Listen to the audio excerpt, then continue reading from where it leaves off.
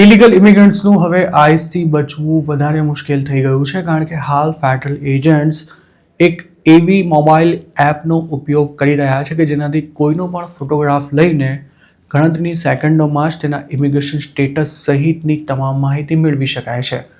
મિનિયાપોલિસમાં આઈસના એજન્ટ્સે એક US citizen મહિલાને shoot કરી તે વખતે બીજો એક એજન્ટ તેનો વિડીયો લઈ રહ્યો હતો કે ત્યારથી જ કોઈ સિક્રેટ એપ દ્વારા લોકોના ચહેરા સ્કેન કરાતા હોવાની અટકળો શરૂ થઈ હતી.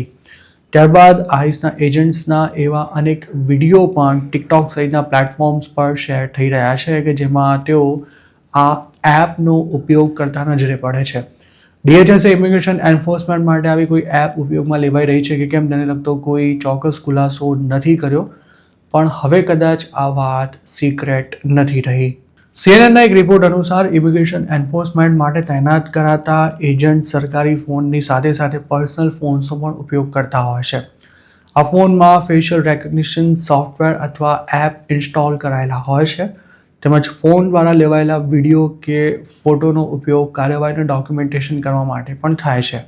CNNનું એવું કહેવું છે કે એજન્ટ્સ મોબાઈલ ફોર્ટિફાય નામની એક એપનો ઉપયોગ કરી રહ્યા છે. આ એપને DHS દ્વારા ડેવલપ કરવામાં આવી છે, જેનાથી એજન્ટ્સ ગમે તેનો ચહેરો સ્કેન કરી તેની પર્સનલ ઇન્ફોર્મેશનનો એક્સેસ લઈ શકે છે. આ એપને આમ તો ઇમિગ્રન્ટ્સને ઝડપથી પ્રોસેસ કરવા માટે યુઝ કરાતી હતી, પણ પહેલીવાર તેનો ઉપયોગ સિવિલ એરિયામાં થતા ઇમિગ્રેશન એન્ફોર્સમેન્ટ માટે કરવામાં આવી રહ્યો છે. આમ તો યુએસમાં દરેક સિટી કે સ્ટેટની પોલીસના ઓન ડ્યુટી ઓફિસર માટે બોડી કેમેરા ફરજિયાત છે. તેનાથી તેઓ પોતાના બંને હાથને ફ્રી રાખી ફિલ્ડ પર કામ કરી શકે છે. જોકે આઈસના મોટાભાગના એજન્ટ્સ બોડી કેમ નથી પહેરતા, જેના માટે ટ્રમ્પે જ એક એક્ઝિક્યુટિવ ઓર્ડર 2025માં સાઇન કર્યો હતો.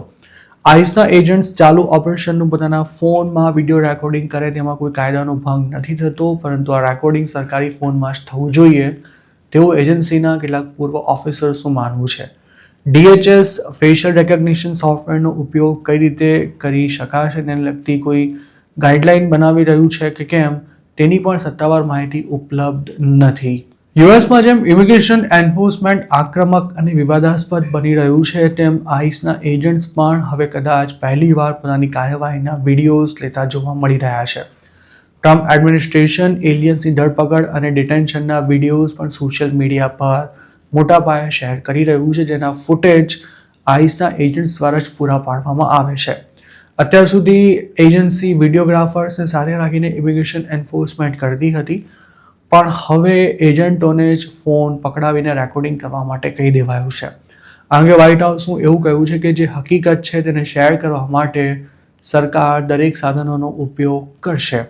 DHSએ પણ આ અંગે એવું કહ્યું છે કે ઇમિગ્રેશન એન્ફોર્સમેન્ટ દરમિયાન મોબાઈલ ફોનનો ઉપયોગ કરવામાં કશું જ ખોટું નથી.